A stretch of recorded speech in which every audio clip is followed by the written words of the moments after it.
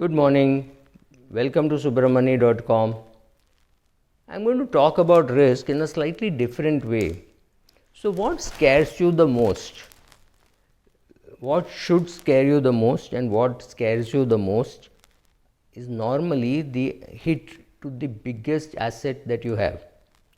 So, you are a 26, 27-year-old boy or a girl, you've spent money, you've gone to the US, you were supposed to get a job and then COVID happened.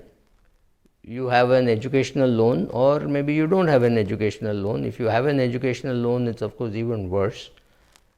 Suppose you were lucky that you don't have an educational loan, you got a good degree, maybe you did behavioral finance and you knew that behavioral finance will do well over a long period of time, but now you don't have a job. So, what is your biggest risk now? What is your biggest worry? Your biggest worry is, will I be able to go back to India? Will I be able to get a job there? Will the job pay me enough for me to repay this loan?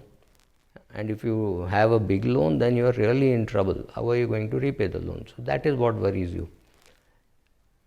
Fast forward, come you're 35 years of age, you have your wife is pregnant, you have one 3-year-old son about to go to play school or already going to play school. You have made some investments that is worth a little bit, you have made a down payment, bought a house, right? You're right up to your eyeballs in debt in terms of how much you have to repay, and you are working in the hotel industry, right? It is scary. You're worried. What are you worried about? You're worried about your future cash flows, right? Not exactly same, but somewhat similar to the 27-year-old, 26, 27-year-old future cash flows. Why are you worried about that? Because that is your biggest asset. The biggest asset for a 27 or a 35-year-old has got to be the future cash flows that he is capable of creating. That's your asset, not the mutual fund that you have, not the 5-10 lakhs that you have saved.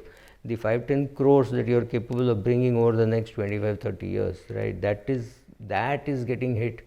You will be scared. Now, if you're 45 years of age, you have two things. You have your past where you earned money, maybe you have invested it very smartly, you have created a good corpus, but you're also looking forward to the corpus that you will create by investing over the next 15 years, because you're just 45, you've got another 15 years to go.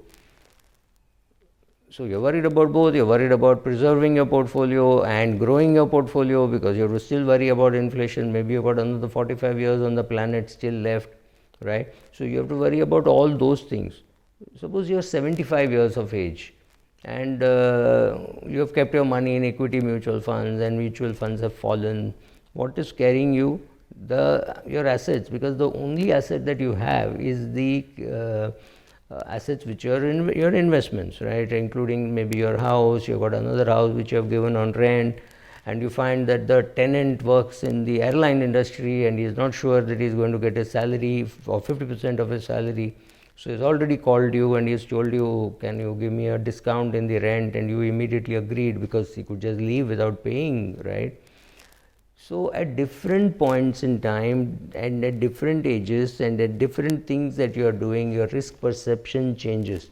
All the risk is not from your investment risk alone. Your risk is also the money that you would have earned to invest. If that is in threat, that scares you more. Because let us say you were in 2008 or 2007, you are in 5th standard or 6th standard.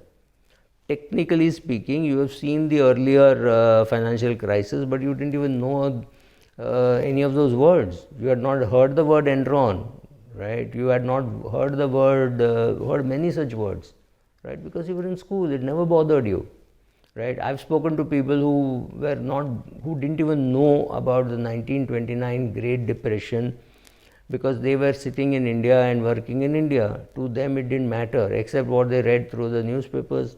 Other than that, to them it didn't matter, because they didn't know about it, nor did it have an impact.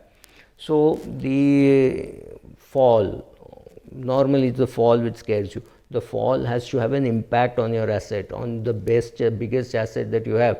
For example, in the PMC crisis, which is the Punjab Maharashtra Cooperative Bank, it had no impact on me because I didn't have my money kept in that cooperative bank. right? I don't deal with any cooperative bank, but in that cooperative bank I did not have, so it does not impact me. If it does not impact me, I have no learnings from that. Remember that, I have no learning from that. I anyway knew I should not be investing in or saving money and keeping it in a cooperative bank. I never had it, so to me it didn't matter at all. However, a fall in the market due to coronavirus opens up your eyes and say, should I be investing? Should I be investing at all? Should I keep booking my profit? How much time before somebody calls me for a physical lecture?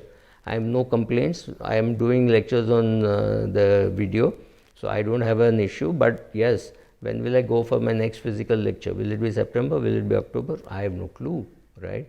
So those are the things which worry you. You have to see what worries you. What will worry you? Your biggest source of assets, which, like I said, in a young age it is the future cash flows, and when you're 75, 80, you have to preserve your portfolio. You have to do enough to your portfolio that it stays longer than you do, maybe a day longer than you do. But looking after that, what is worrisome? Inflation. What can you do?